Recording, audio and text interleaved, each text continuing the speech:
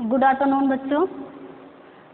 जैसा कि हमने पिछले वाले वीडियो में हमने व्यक्तित्व भिन्नताओं के बारे में आपको जो है बताया था, उसके व्यक्तित्व के अर्थ क्या होते हैं, व्यक्तित्व भिन्नता के परिभाषा क्या होती है, व्यक्तित्व भिन्नता के आधार पर कौन कौन सी भिन्नताएं व्यक्तियों में पाई जाती है। इन व्यक्तित्व भिन्नताओं के बारे में हमने जो है आपको समझाया था। अब उसी चैप्टर में आपका एक हेडिंग है कल्पना। कल्पना के बारे में हमें बताना है कि कल्पना शब्द है क्या, कैसे ये क्यों रखा गया हमारे विषय में, इसी के बारे में आज हमको बात करना है। तो परोक्ष कहा जाता है कि कल्पना क्या होता है कि परोक्ष वस्तुओं के संबंध में चिंतन ही कल्पना कहलाता है। कुल मिला के कहने का मतलब ये है कि जो दूर की वस्तुएं होती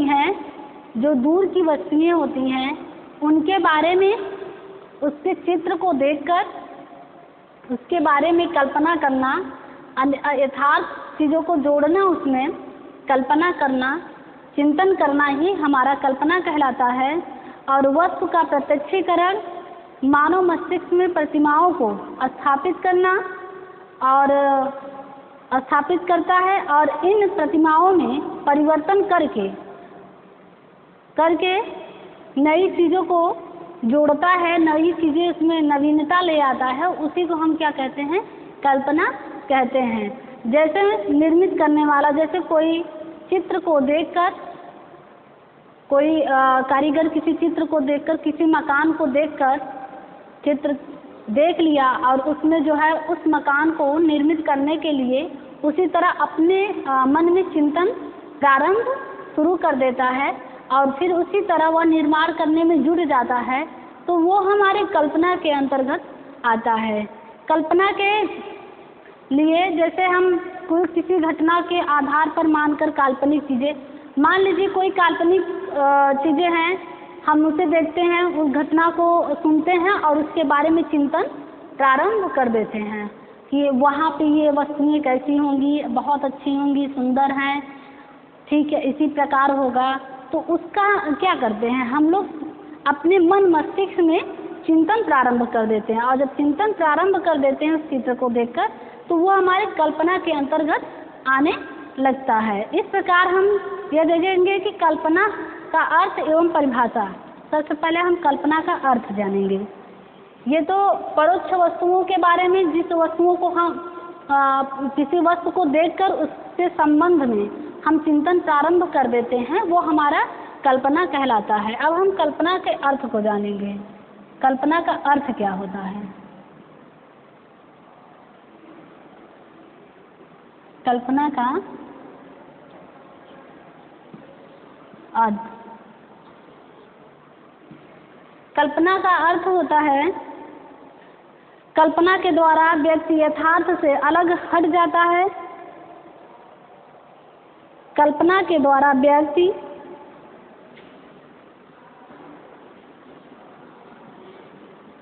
कल्पना के द्वारा व्यक्ति यथार्थ से हट जाता है।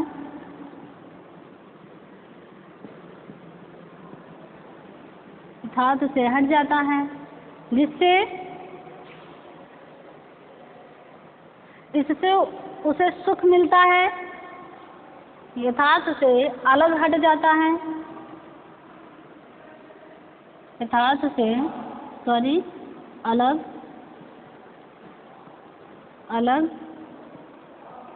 हट जाता है।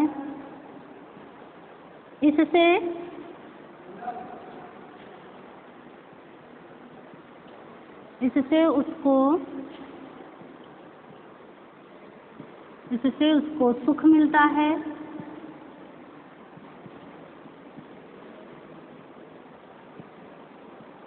इससे उसको सुख मिलता है। कहने का मतलब है कल्पना के द्वारा व्यक्ति यथार्थ से अलग हट जाता है, मतलब जो सत्यता है उससे बिल्कुल अलग हो जाता है और जब कल्पना में खो जाता है तो व्यक्ति उसमें क्या करता है कि सुख की प्राप्ति करने लगता है, सुख का अनुभव करने लगता है। कल्पना में अनुभव का प्रत्यास्मरण, कल्पना में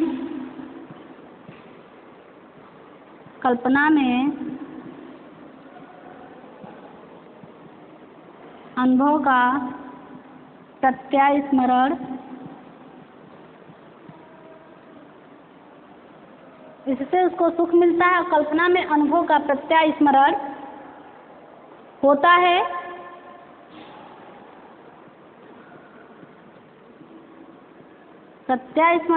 है, और लेकिन कल्पना को अलग स्थापित करने वाला लक्षण, लेकिन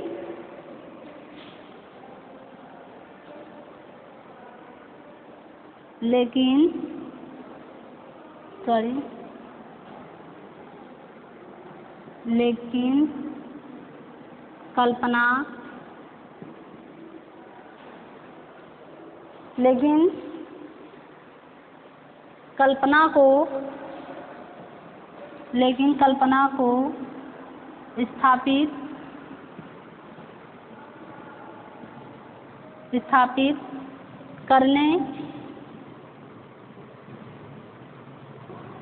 स्थापित करने वाले लक्षण विद्यमान होते हैं। स्थापित करने वाले लक्षण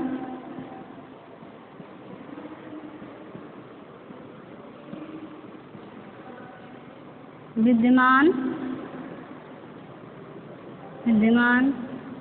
होते हैं।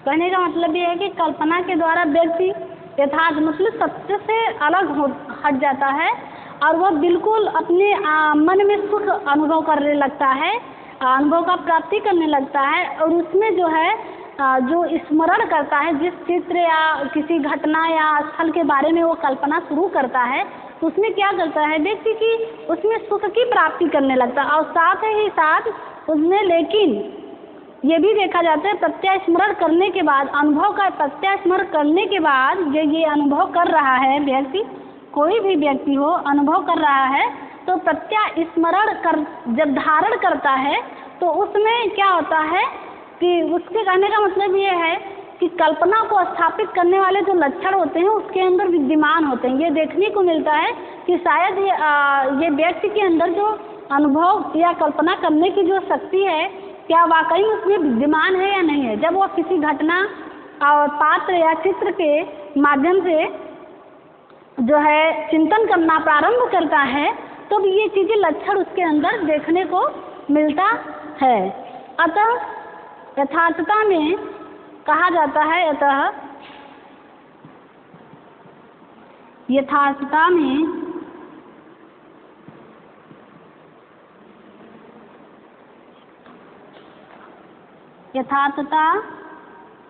में अभूतपूर्व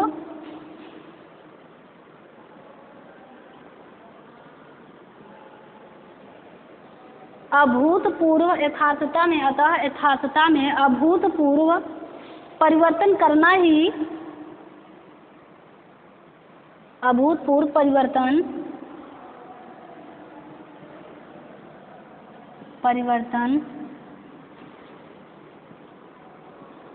करना ही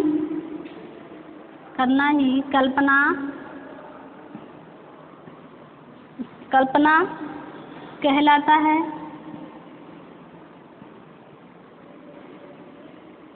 कल्पना कहलाता है। इस प्रकार इसके निम्नलिखित विशेषताएं बताई गई हैं, इसके निम्नलिखित परिभाषाएं भी बताई गई हैं।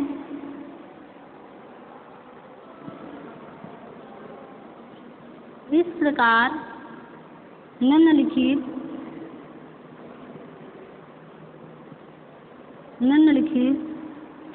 परिभाषाएं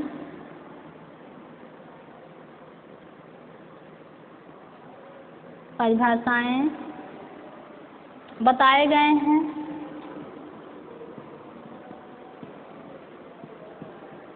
बताए गए हैं। ये है इसके कहने का मतलब कल्पना का जो अर्थ होता है उसके बारे में मनोवैज्ञानिकों का कहना है कि जहाँ तक उन्होंने अपना जो है अनुभव और अपनी भावनाओं को व्यक्त किया है, तो वो जो व्यक्ति के बारे में सोचता है, कहता है, या जो व्यक्ति से उन्होंने इसका जो है पता लगाया है कि कल्पना क्या है, कि कल्पना के द्वारा व्यक्ति यथार्थ से बिल्कुल अलग हट जाता है, मतलब सत्यता से बिल्कुल वो क्या होता है, अलग हट जाता है। और उसके बाद इससे उसको क्या मिलता है, सुख मिलता है। जब कोई व्यक्ति किसी घटना, पात्र, चित्र या कहानी के बारे में जब कल्पना शुरू करता है, चिंतन करना प्रारंभ करता है, तो उस समय सत्यता से बिल्कुल अलग हो जाता है। और साथ ही साथ वो जब कल्पना मतलब हट जाता है सत्यता से, तो उसके मन में बहुत सुख और शांति प्रदान होती है।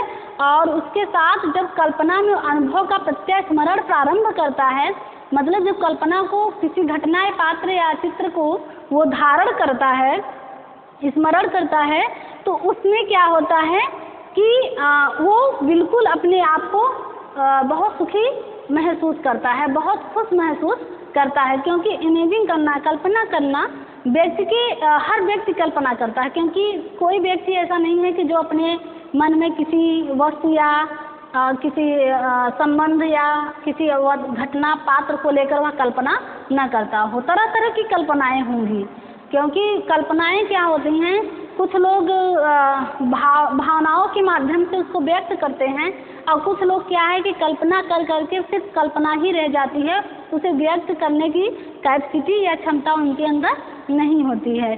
क्योंकि जैसे हम हैं यहाँ, लेकिन मेरी जो सोच है, जो मैं कल्पना चिंतन कर रही हूँ, आज मैं ताजमहल को देखे हैं या नहीं देखे हैं, लेकिन ताजमहल के नाम से मैं कल्पना कर सकती हूँ कि ताजमहल बहुत सुंदर है, उसका वर्णन बहुत अच्छे से किया गया है, उसके अंदर जितने भी पत्थर लगे हुए हैं वो बिल्कुल उसमें कई जो है चमकीले रंग जो है पदार्थ हम लोगों को देखने को मिलते हैं। और दूसरी चीज़, रात में उसकी शाइनिंग बहुत अच्छी, मतलब बहुत शाइन करता है, बहुत चमकता है वो पत्थर। धूप का जब प्रकाश पड़ता है उस पर बिल्कुल धूप पड़ता है, और उसके बाद देखने को ये चीज़ें मिलती है कि इसमें कई चीज़ें, पत्थर ऐसे लगे हैं जो कि बहुत ज़्यादा प्रकाश करते हैं, लाइट करते हैं, शाइन करते हैं। तो उस चीज़ को हम सुनकर उसके बारे में कल्पना करते हैं कि लाइट कैसे करता होगा या शाइन कैसे करता होगा, देखने में बहुत सुंदर लगता होगा। ये सारी चीज़ें हम कल्पना करते हैं। कहा गया ना कि परोक्ष वस्तुओं के संबंध में चिंतन ही कल्पना कहलाता है। तो इसी तरह व्यक्ति यथार्थ से अलग होकर सुख मिलता है और अनुभव को प्रत्यक्ष स्मरण करता है, और उसी को देखने में ये लगता है कि कल्पना को स्थापित करने वाला जो लक्षण है वो व्यक्ति के अंदर विद्यमान होता है।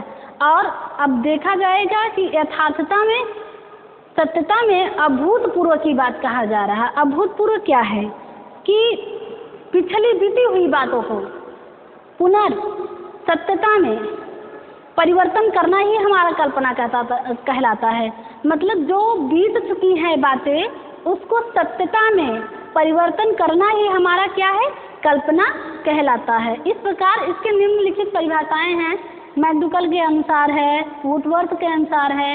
इन सब के माध्यम से कई ऐसी परिभाषाएं जो दिए गए हैं कल्पना के बारे में, अभी हम आपको बताते हैं। जैसे मैकडूगल है तो 3 चरणों में कल्पना के बारे में बताया है कि कल्पना 3 प्रकार की होती हैं।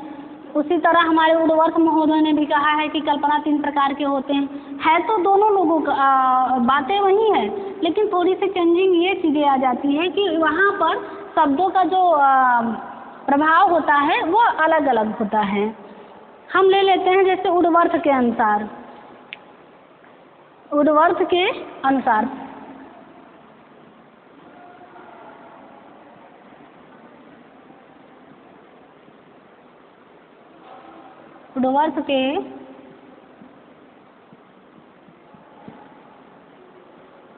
वुडवर्थ के अनुसार हम देखेंगे कि कल्पना मानसिक हस्त व्यापार है। कल्पना मानसिक हस्त व्यापार है। जब पूर्व यथार्थ तथ्यों का, जब पूर्व यथार्थ तथ्यों का जो है व्यक्ति स्मरण करता है और बाद में उसको कल्पना के द्वारा उसे प्रदर्शित करता है, तो वो हमारा जो है कल्पना कहलाता है। कहने का मतलब इनका तात्पर्य यह है कि वह कल्पना वह मानसिक हस्त व्यापार है, कल्पना वह हस्त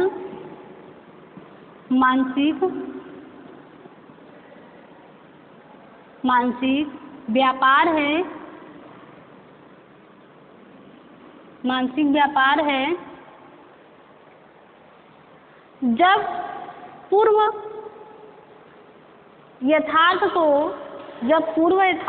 तथ्यों को, जब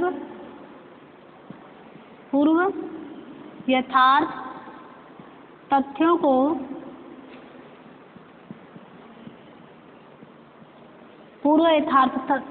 को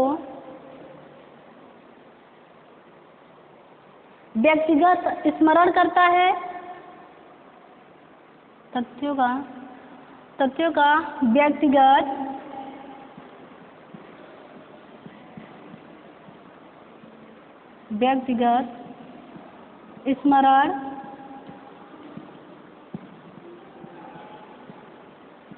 स्मरण करता है, तो वह क्या है? कल्पना कहलाता। तो वह कल्पना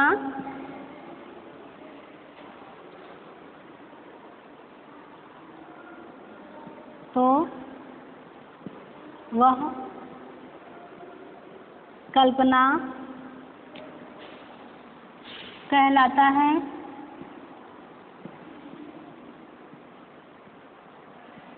तो उर्वर्थ महोदय का कहना यह है कि कल्पना वह हस्त मानसिक व्यापार है जब पूर्व यथार्थ तथ्यों का व्यक्तिगत स्मरण करता है, तो वह कल्पना कहलाता है।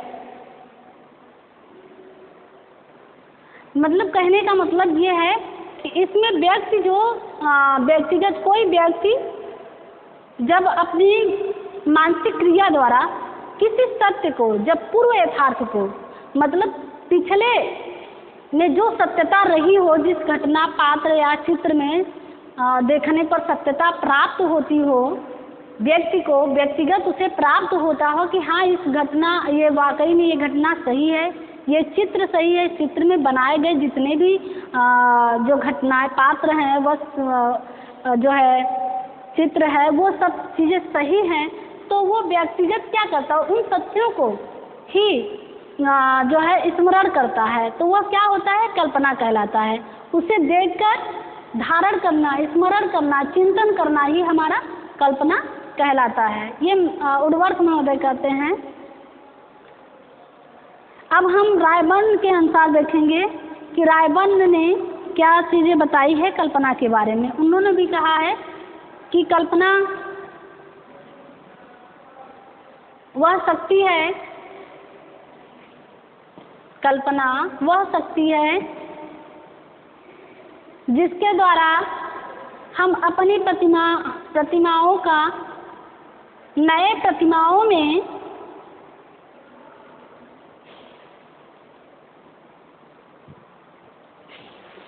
लिखिए। रायबर्न के अनुसार, रायबर्न के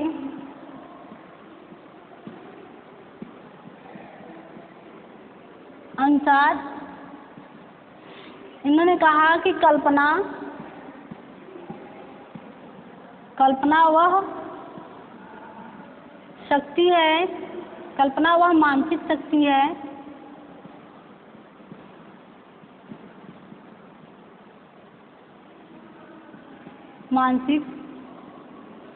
है जिसके द्वारा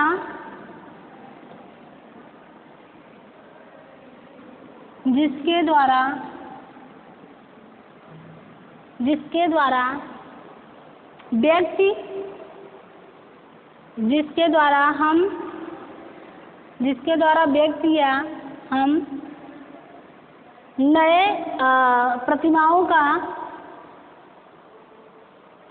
हम अपनी प्रतिमाओं का हम अपनी प्रतिमाओं का नए प्रकार से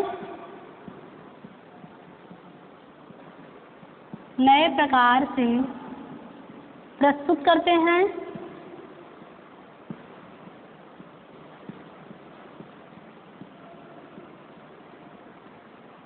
रायबर्न का कहना है कि कल्पना वह मानसिक शक्ति है जिसके द्वारा हम अपनी प्रतिमाओं का नए प्रकार से प्रस्तुत करते हैं या प्रयोग करते हैं।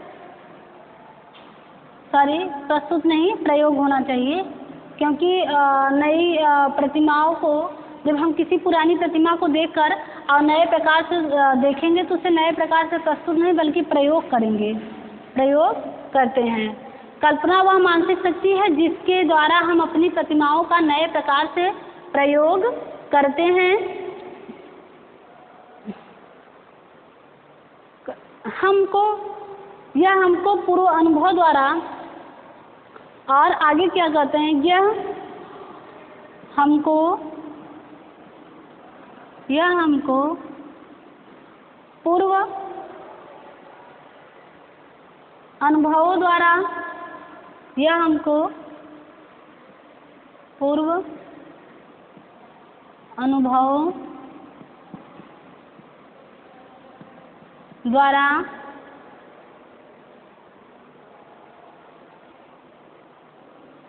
किसी ऐसी वस्तु का निर्माण करने में सहायता देती है। किसी ऐसी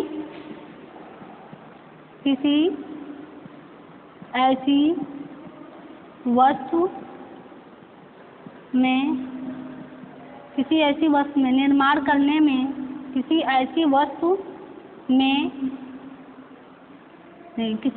वस्तु पर निर्माण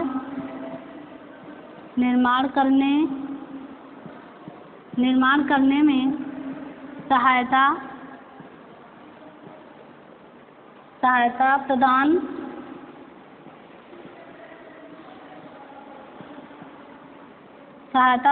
करती है।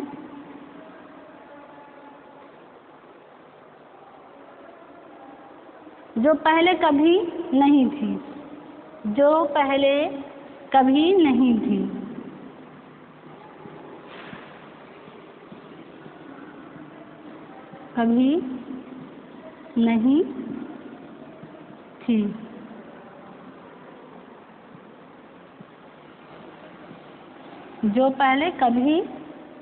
थी।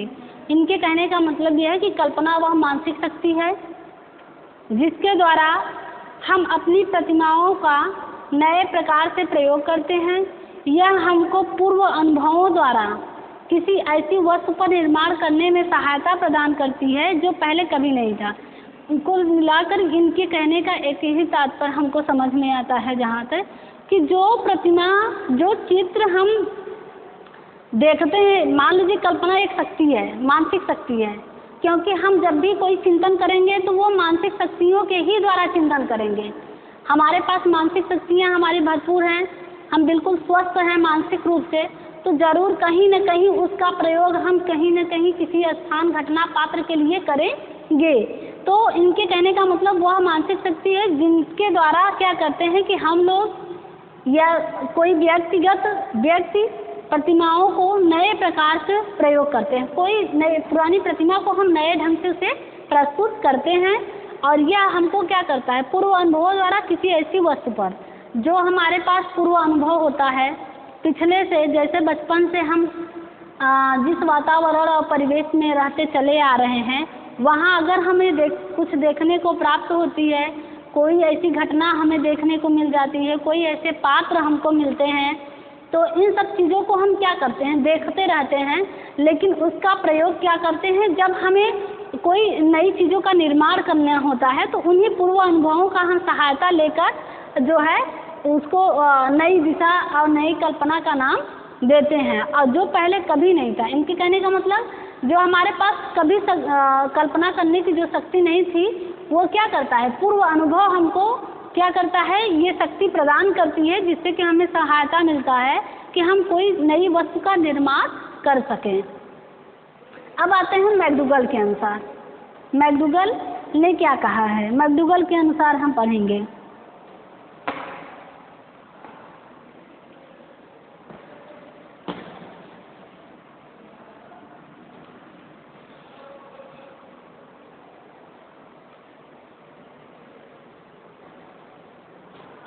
मैकडूगल के अनुसार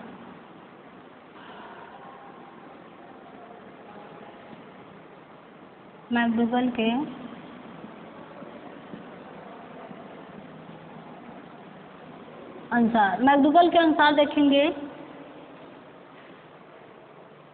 कल्पना दूरस्थ वस्तुओं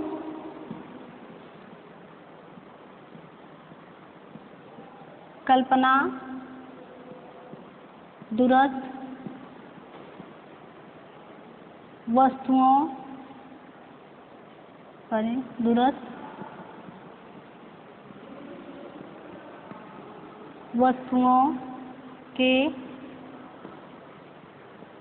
बारे में या दूरस्थ वस्तुओं के संबंध में, बारे में नहीं, दूरस्थ वस्तुओं के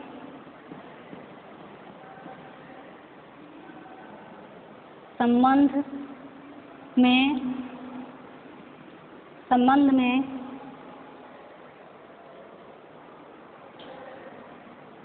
चिंतन करना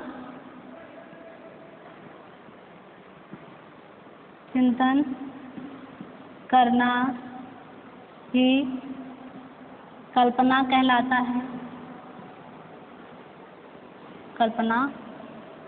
है।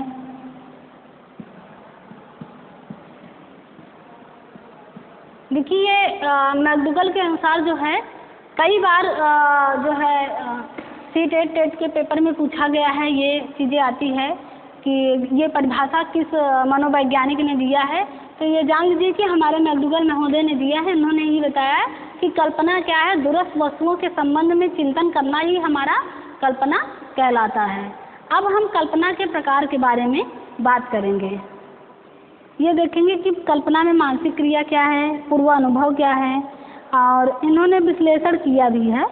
जैसे कि हमारे मैकडूगल महोदय ने बहुत मतलब किसी परिभाषाओं को, लोगों के परिभाषाओं को सुनते हुए, देखते हुए उन्होंने विश्लेषण किया, हर किसी के परिभाषाओं पर विश्लेषण किया। और विश्लेषण करने के बाद उन्होंने उस विश्लेषण में निम्नलिखित चीज़ों को बताया। जैसे मानसिक प्रक्रिया, इसमें क्या बताया उन्होंने, पहला मानसिक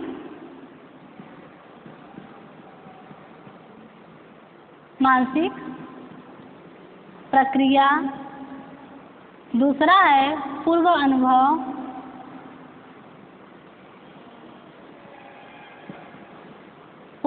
मानसिक प्रक्रिया, पूर्व अनुभव। मानसिक प्रक्रिया क्या है, कल्पना एक मानसिक प्रक्रिया है, यह स्वतः ही चलती रहती है। जैसे हम इसके बारे में जान लें कि क्या है मानसिक प्रक्रिया। क्या है मानसिक प्रक्रिया? कल्पना एक मानसिक प्रक्रिया है, ऐसे कहते हैं लोग। कल्पना एक मानसिक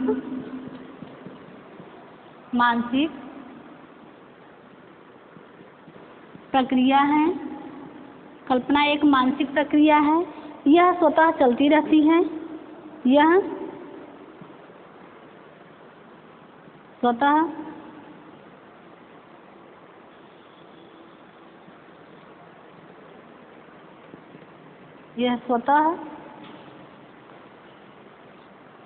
स्वतः चलती रहती है।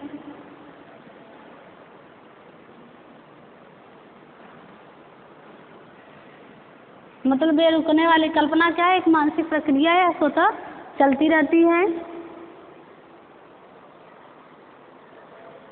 इसका प्रयोग शक्ति द्वारा नहीं किया जा सकता। इसका प्रयोग क्रमबद्धता पर निर्भर रहता है। क्या इनके कहने का मतलब है, यह स्वतः चलती रहती है, यह मतलब कि इसका प्रयोग शक्ति द्वारा नहीं किया जाता। इसका प्रयोग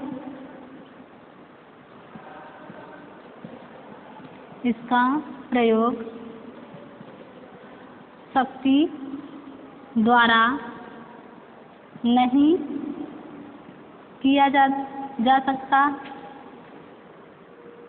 नहीं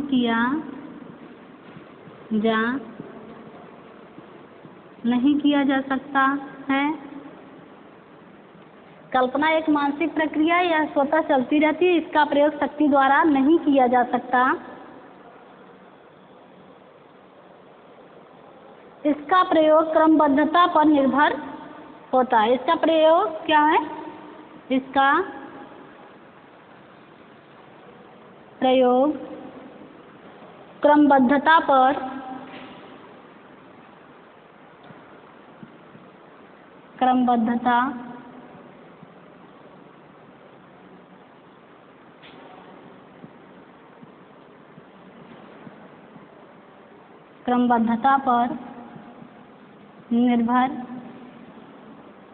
निर्भर रहता है। क्रमबद्धता पर निर्भर रहता है। जब तक हम अन्य मानसिक शक्तियों का प्रयोग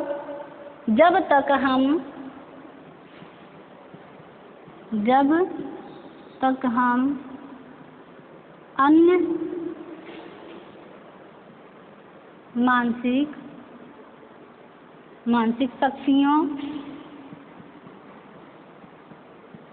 शक्तियों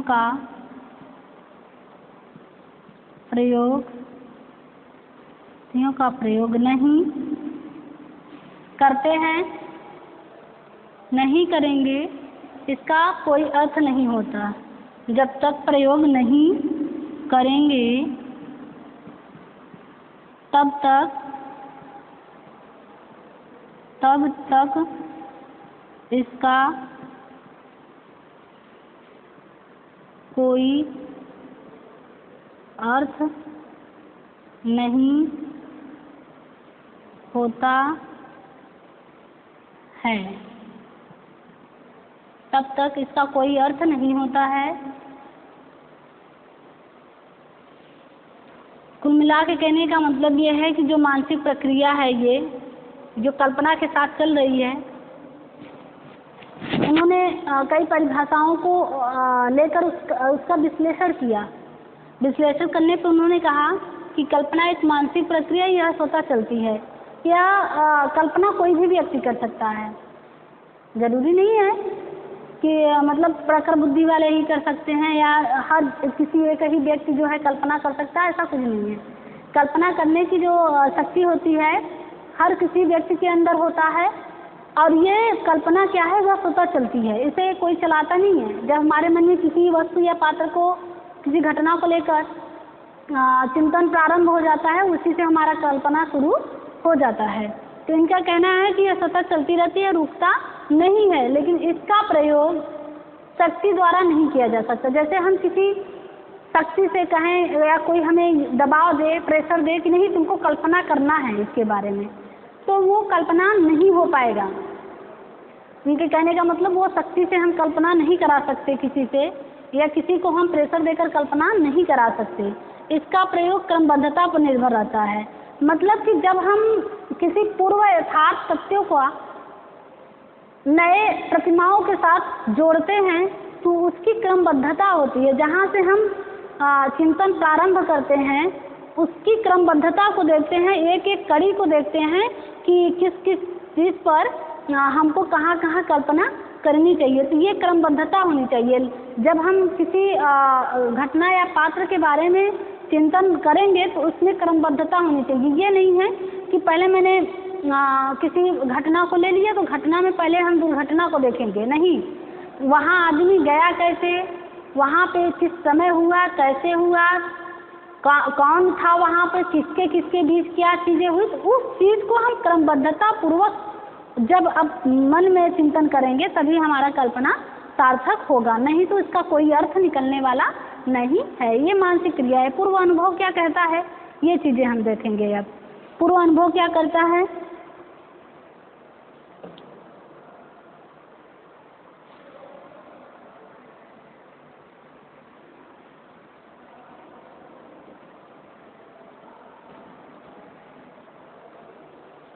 पूर्व अनुभव,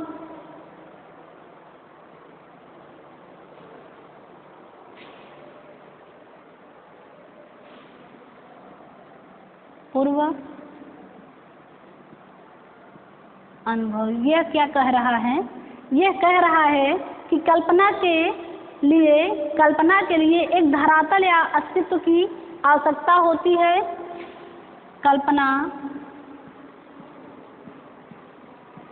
कल्पना के लिए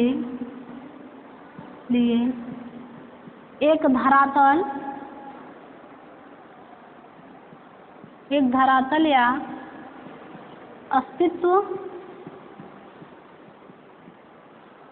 अस्तित्व की आवश्यकता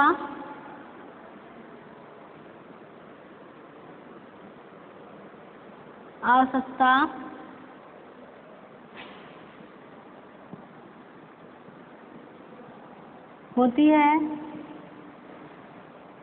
एक धरातल और उसके अस्तित्व, कल्पना के लिए पूर्व अनुभव जो कहता है, जब हम किसी वस्तु के बारे में कल्पना प्रारंभ करते हैं तो सबसे पहले हमें कल्पना के लिए वो चीज़ें होनी बहुत जरूरी। उसकी अस्तित्व क्या है, वो धरातल क्या है, इसके बारे में पहले पूर्व अनुभव से हम लेंगे। तो पूर्व अनुभव क्या कर रहा है कि धरातल अस्तित्व की आवश्यकता होती है। पूर्व अनुभव धरातल के रूप में कल्पना को सहायता देती है। पूर्व अनुभव क्या करता है कि जो है कल्पना के लिए एक धरातल या अस्तित्व की आवश्यकता होती है। ये पूर्व अनुभव धरातल के रूप में, पूर्व अनुभव जो होगा, पूर्व अनुभव धरातल के रूप में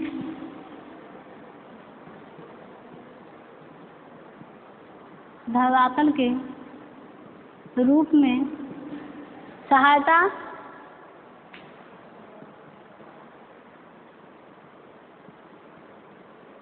धरातल के रूप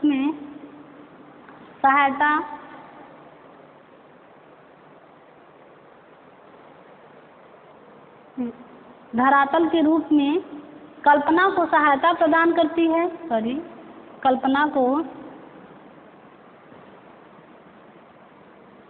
कल्पना को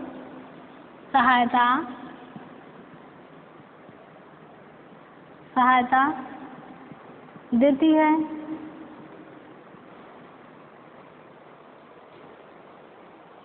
अतः कल्पना का आधार पूर्व अनुभव है। अतः कल्पना का आधार पूर्व अनुभव है। कुल मिला के कहने का मतलब ये है इसका कि जब हम जो कल्पना करते हैं उस कल्पना में धरातल का मतलब पूरा सहयोग होता है और पूर्व अनुभव ही है जिनके आधार पर व्यक्ति जो है कल्पना करना प्रारंभ करता है। क्योंकि पूर्व अनुभव हमारे कल्पना में इतना सहायता देता है कि हमें कोई वस्तु या किसी घटना या पात्र के बारे में जब हम चिंतन प्रारंभ करते हैं तो पूर्व अनुभव जो चीज़ें हम पिछले देख चुके होते हैं, सीख चुके होते हैं, वो चीज़ें हमें नए चीज़ों को जोड़ने में और सीखने में मदद देती है। तो उस चीज़ का कहने का क्या मतलब है कि पूर्व अनुभव बहुत ही ज़्यादा कल्पना के लिए लाभदायक है। तो ये होना बहुत ही ज़रूरी है।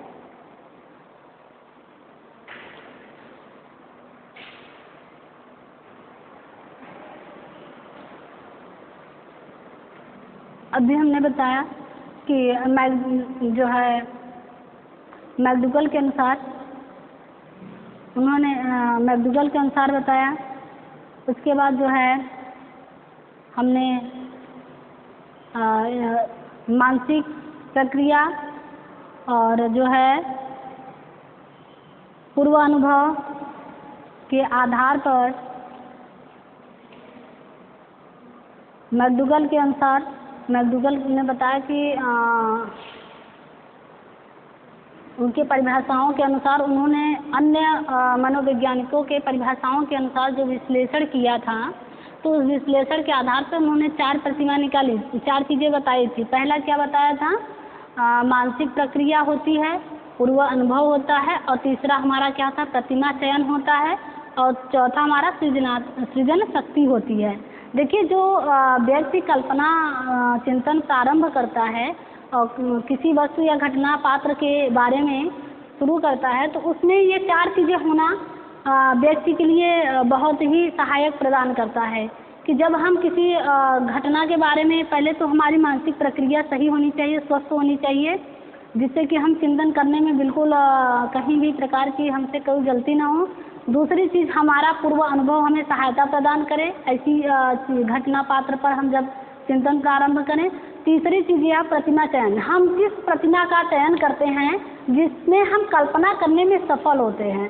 चौथा, सृजन शक्ति, कल्पना करने में सृजन का जो नई चीज़ों का निर्माण होता है, इसकी शक्ति बच्चों के अंदर काफ़ी हद तक पाया जाता है। तो हम सबसे पहले देखेंगे प्रतिमा चयन में क्या कहा जा रहा है कि कहा जा रहा है प्रतिमा चयन क्या है। मानव मन बड़ा ही विचित्र है, वह अपनी शक्ति और रुचि एवं पसंद के आधार पर उद्दीपकों का चयन करते हैं। उद्दीपकों का मतलब होता है कोई वस्तु ले लेते हैं या घटना पात्र ले लेते हैं, उसका चयन करता है और उनके प्रति जो प्रतिक्रिया करके मस्तिष्क में अस्थायी बनाता है। उसके प्रति क्या, जब हम किसी उद्दीपक के या घटना के बारे में जब कल्पना प्रारंभ कर देते हैं, चिंतन करना प्रारंभ कर देते हैं, तो हमारे मन मस्तिष्क में ये प्रतिक्रियाएं क्या होती हैं, अस्थायी हो जाता है। और कल्पना करते समय इन प्रतिमाओं में से उपयुक्त प्रतिमा का चयन करके और हम अपनी सृजनात्मकता में क्या करते हैं, वृद्धि करते हैं। चौथा हमारा क्या है, सृजन शक्ति, कल्पना का प्रारंभ और अंत जो है सृजन से होती है। सृजन का मतलब किसी नई चीज़ों का निर्माण करना। जब हम पुरानी चीज़ों को देखकर नई चीज़ों का निर्माण करते हैं उसके आधार पर, तो वो चीज़ें हमारा क्या होता है, नई चीज़ों का सृजन हो जाता है। जब हम किसी यथार्थ स्वरूप को मानव के हित के लिए तैयार कर देते हैं या स्वरूप प्रदान कर देते हैं, तो वह हमारे सृजन कहलाता है।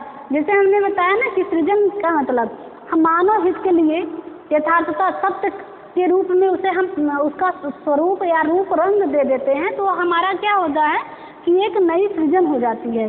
जैसे पिछले हमने बताया आपको वीडियो में जेम्स वाट ने क्या किया था, इंजन, भाप के इंजन बनाए थे।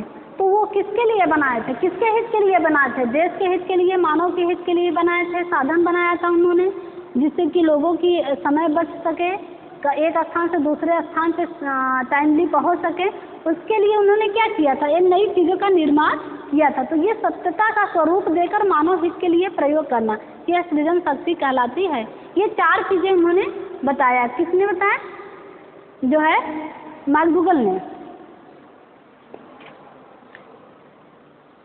ने 4 चीज़ों को बताया। अब मैं कल्पना के बारे में बात करूँगी, कल्पना के कितने प्रकार होते हैं, कल्पना के प्रकार के बारे में बात करेंगे।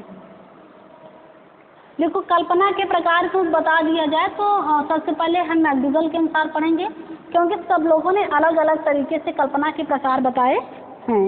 उनके अनुसार पढ़ेंगे कि किन किन आधार पर किस किस प्रकार की कल्पना होती है।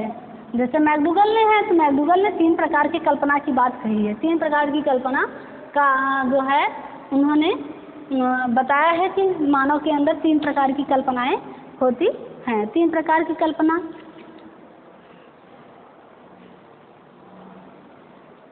मैकडूगल के अनुसार कल्पना के प्रकार पहले हम लिखते हैं।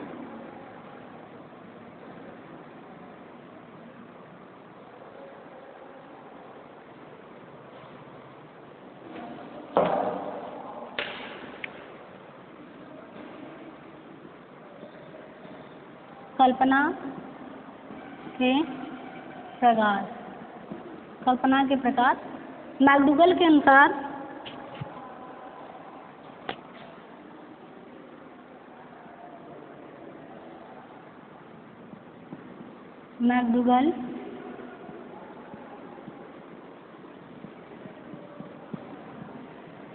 मैकडूगल के अनुसार मैकडूगल ने जो है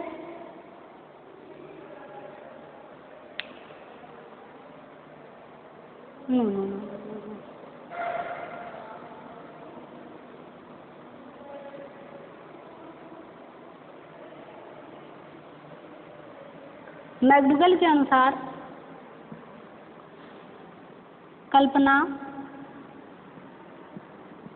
कल्पना को मुख्यतः बताए तो 3 या 4 प्रकार से हैं, लेकिन मुख्य रूप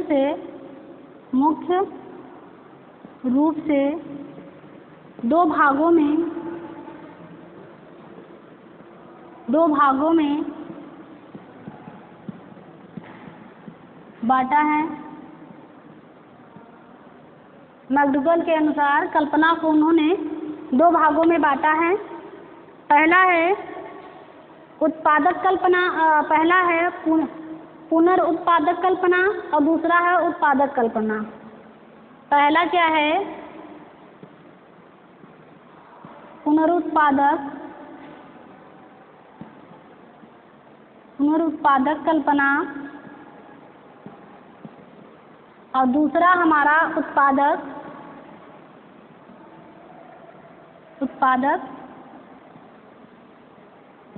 कल्पना। हम यही 2 कल्पना के मुख्य रूप से, कल्पना के बारे में तो 3-4 प्रकार से उन्होंने बांटा है, लेकिन मुख्य रूप से 2 ही बताए हैं, 2 ही प्रकार को बताया है। तो हम सबसे पहले किसको पढ़ेंगे? जो है पुनरुत्पादक कल्पना के बारे में पढ़ेंगे कि पुनरुत्पादक कल्पना क्या है। तो इसके बारे में हम लिखेंगे कि पुनरुत्पादक कल्पना क्या है, ये कहाँ से उत्पन्न होता है, 3 घटनाओं पर ये कल्पना किया जाता है। तो पुनरुत्पादक कल्पना में मस्तिष्क में अस्थायी पूर्व अनुभव, मस्तिष्क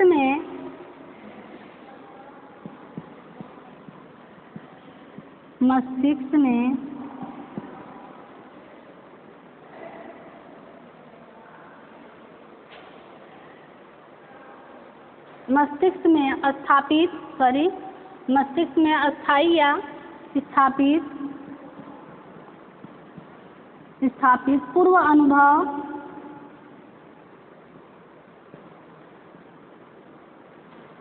मस्तिष्क में स्थापित पूर्व अनुभव जब प्रतिमा के रूप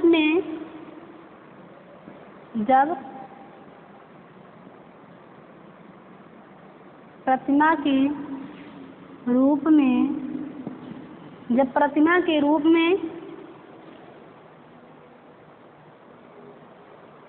हमारे समक्ष आते हैं, प्रतिमा के रूप में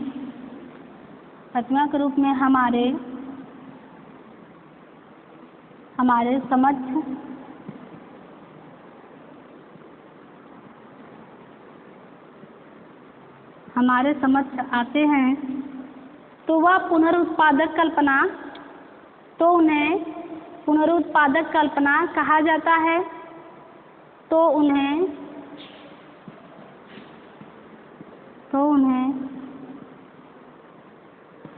पुनरुत्पादक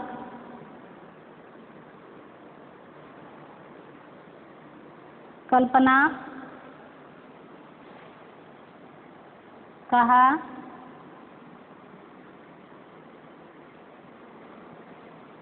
कहा जाता है। इसमें क्या होता है, इसको हम कल्पना ना मानकर स्मृति का नाम देते हैं। इसको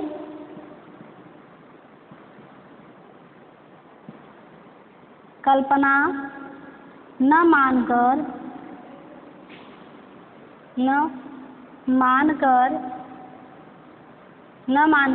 स्मृति का नाम देते हैं। पुनरुत्पादक कल्पना में यही होता है कि मस्तिष्क में स्थापित पूर्व अनुभव जब प्रतिमा के रूप में हमारे समक्ष आते हैं, तो उन्हें हम पुनरुत्पादक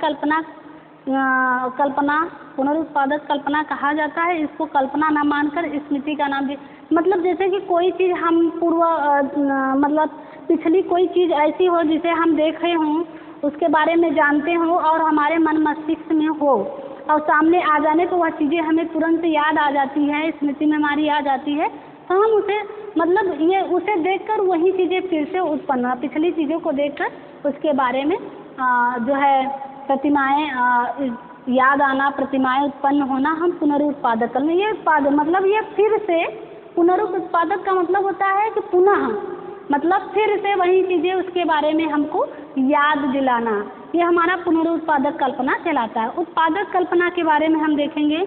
दूसरा हमारा क्या है? उत्पादक कल्पना।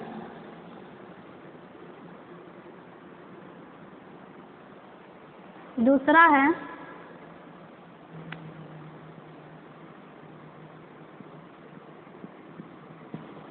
उत्पादक कल्पना। उत्पादक कल्पना में क्या है?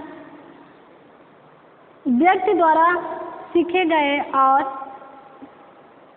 धारण किए गए पूर्व अनुभवों के आधार मानकर जब हम उद्दीपकों में कुछ नवीनता उत्पन्न कर देते हैं तो इससे हम उत्पादक कल्पना का नाम देते हैं। जैसे कहने का मतलब क्या है कि व्यक्ति द्वारा सीखे गए और धारण किए गए, व्यक्ति द्वारा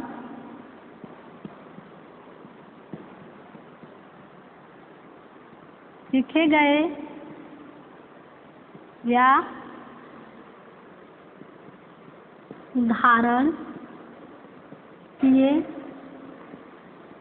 सीखे गए या धारण किए गए पूर्व अनुभवों को आधार मानकर पूर्व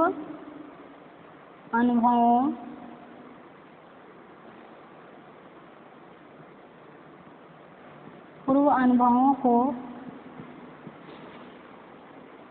आधार मानकर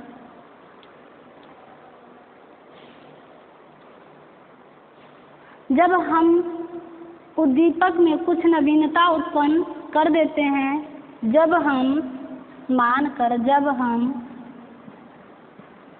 उद्दीपकों में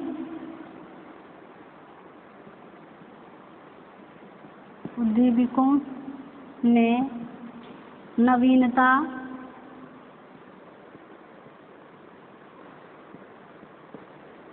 उत्पन्न कर देते हैं तो वह उत्पादन कल्पना कहलाता है। देखिए, कहा जा रहा है कि पुनरुत्पादन मतलब कोई पुरानी चीज़ों को देखकर उसमें जो है पुनः याद आना, स्मृति एक तरह की स्मृति है ये। और दूसरा उत्पादन कल्पना है। उत्पादन कल्पना में क्या है कि व्यक्ति द्वारा सीखे गए या धारण किए गए पूर्व अनुभवों को आधार मानकर जब हम किसी उद्दीपकों में नवीनता उत्पन्न कर देते हैं तो वो हमारा जो है उत्पादक कल्पना, मतलब उसे देखकर कोई नई चीज़ों का निर्माण कर देना, हमारी उत्पादक कल्पना कहलाती है। उत्पादक कल्पना दो प्रकार की होती हैं, एक रचनात्मक होता है, दूसरा सृजनात्मक। उत्पादक कल्पना रचनात्मक होता है, पहला रचनात्मक कल्पना और दूसरा हमारा है सृजनात्मक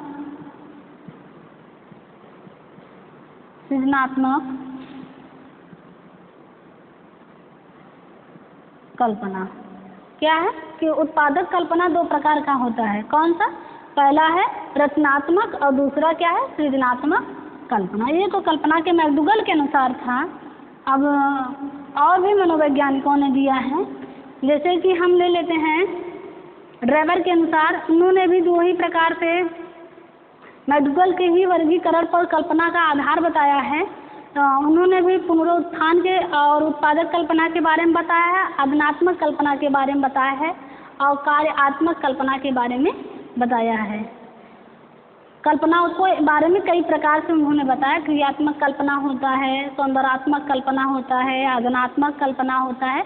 तो ये बहुत सारे जो है कल्पना के बारे में हमारे ड्राइवर महोदय ने बताया है। लेकिन अब मैं कल्पना और शिक्षा के बारे में बात करूंगी। कल्पना के ये प्रकार से अक्सर मैकडूगल के अनुसार ही जो है कल्पना के बारे में या कल्पना का प्रकार पूछा जाता है। कल्पना और शिक्षा के बारे में बात करेंगे।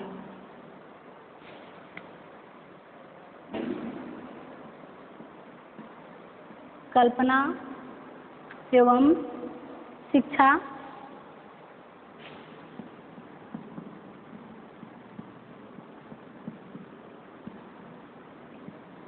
कल्पना एवं शिक्षा के बारे में जानना है। देखो कि कल्पना के संबंध में HL जो है हलग्रीव ने अनेक प्रकार के प्रयोग के बारे में बताया है। उन्होंने बताया कि कल्पना जो होता है ये शिक्षा के द्वारा भी इस कल्पना का एक नई चीज़ें का निर्माण करना शिक्षा के द्वारा भी होता है। जैसे उन्होंने बताया कि रचनात्मक और सृजनात्मक शक्ति का विकास होता है बालकों में। जब बालक किसी प्राइमरी स्तर या विद्यालय में पढ़ाई करता है तो जब वहाँ कई प्रकार के बच्चे होते हैं, उन बच्चों में जो शिक्षा प्रदान की जाती है उस शिक्षा के माध्यम से भी उनमें कई ऐसी कहानी होती है, उपन्यासकार होते हैं, मतलब उपन्यास के बारे में बताया जाता है, कहानी के बारे में बताया जाता है, नाटक के बारे में बताया जाता है। तो बच्चे क्या करते हैं, कहानी, नाटक, कविता को सुनकर उसके बारे में क्या करते हैं कि चिंतन प्रारंभ करते हैं, कल्पना प्रारंभ कर देते हैं। तो जो ऐसे बच्चे होते हैं तो वो शिक्षा के माध्यम से कई कल्पना को निम्नलिखित प्रकार से स्पष्ट किए हैं। पहला क्या है, बौद्धिक प्रखरता वाले, मतलब जो कल्पना करते हैं कौन होते हैं, बौद्धिक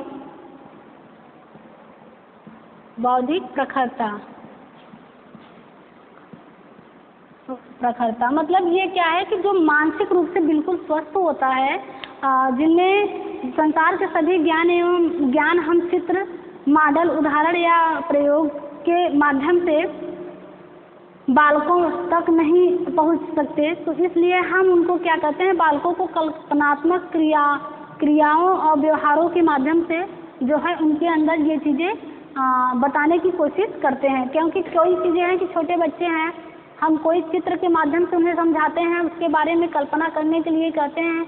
जैसे कोई हिस्टोरिकल प्लेस ले लीजिए, उसके बारे में बताना, कहानी के बारे में बताना। तो ये ऐसे जो शिक्षक ऐसे बच्चों को क्या करते हैं कि वहाँ तक नहीं पहुँचकर बल्कि एक कहानी के रूप में, एक जो है नाटक के रूप में उसे प्रस्तुत करते हैं। तो बच्चे उसमें क्या करते हैं, जो प्रखर बुद्धि वाले बच्चे होते हैं उसको विशेष रूप से ध्यान देते हैं और सुनते हैं, जिससे कि उन्हें आगे कल्पना करने में उस बताए गए पूर्व अनुभवों के आधार पर उन्हें मदद मिलती है। तो प्रखर बुद्धि वाले बच्चे होना चाहिए। दूसरा, ज्ञान अर्जन में तीव्रता। जैसे कोई चीज़ें बताई जाती है, ज्ञान अर्जन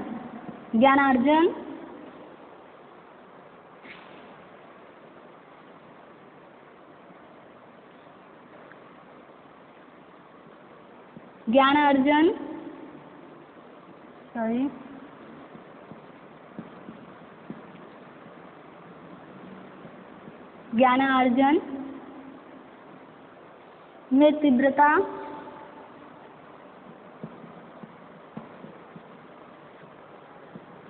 इससे क्या है कि जब बच्चों को शिक्षक द्वारा कोई चीज़ें, कोई घटना, कोई पात्र के बारे में जब बताया जाता है तो छात्र को ज्ञान अर्जन मतलब कि उसे ध्यानपूर्वक सुनना चाहिए और ज्ञान में तीव्रता होनी चाहिए। जो शिक्षक बता रहा है, छात्र उसे अगर सुनकर उसके बारे में ज्ञान पूरी तरह से एक बार दो बार समझाने पे उसे समझ में आ जाता है, तो क्या होता है उसमें ज्ञान अर्जन करने की तीव्रता होनी चाहिए बच्चों में। तीसरा है निराशा का निवारण। जैसे रायबर्न का मत है कि कल्पना हमारी निराशाओं, दुखों, भूलों और अपमानों आदि से छुटकारा दिलाती है। ऐसे समय में कल्पना का सुख अनुभूति संबंधित प्रतिमाओं को उत्पन्न करके कुसुमायोजन पर विजय पाया जा सकता है।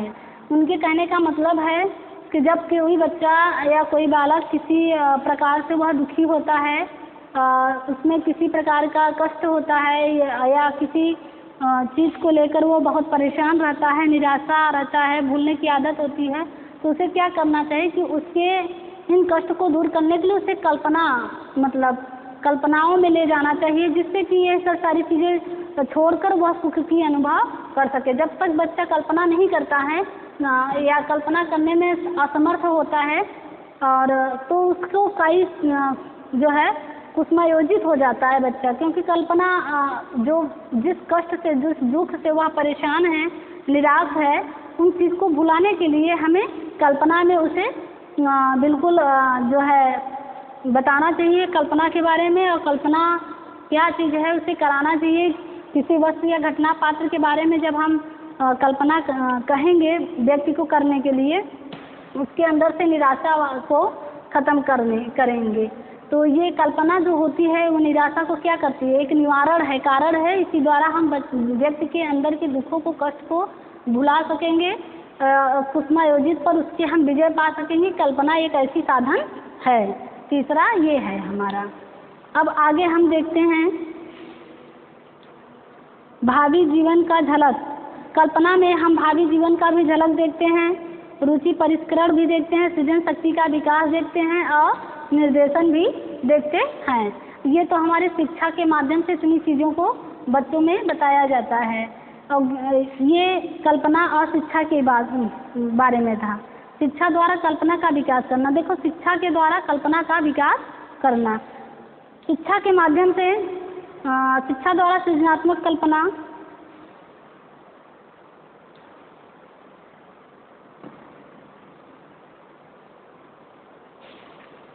शिक्षा द्वारा कल्पना का विकास करना।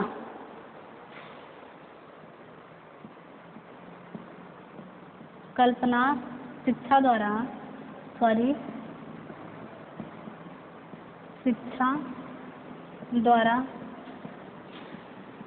कल्पना का विकास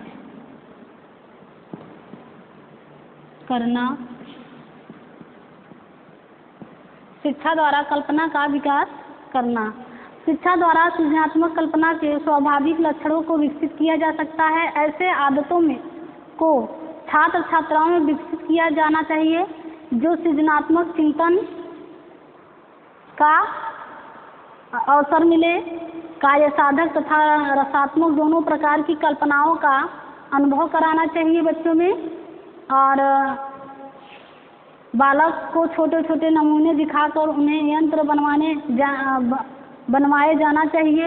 ये सारी चीज़ें क्या होती हैं, ये कल्पना के माध्यम से बताया जा सकता है। जैसे रक्ष के अनुसार रक्ष ने कहा है कि इस कल्पना का विकास साहित्यिक वंश परंपराओं के लिए उचित है। जैसे कि बच्चों में कई चीज़ें हैं, कहानी, नाटक, उपन्यास और छोटे छोटे यंत्र, इन सब के माध्यम से भी हम कल्पना का विकास शिक्षा के द्वारा बच्चों में कर सकते हैं। आगे हम अब चिंतन की बात करेंगे, थिंकिंग। चिंतन के बारे में हम अगली वीडियो में आपको बताएंगे। वीडियो कैसा लगा आप लोग कमेंट करके हमको बताइएगा। फिर हम आगे चिंतन के बारे में आपको बताएंगे कि चिंतन क्या है। जैसे परोक्ष वस्तुओं के बारे में चिंतन करना ही कल्पना कहलाता है, उसी प्रकार अब हम चिंतन क्या है, चिंतन के बारे में अगली वीडियो में हम आपको जो है बताएंगे। जय हिंद, जय भारत।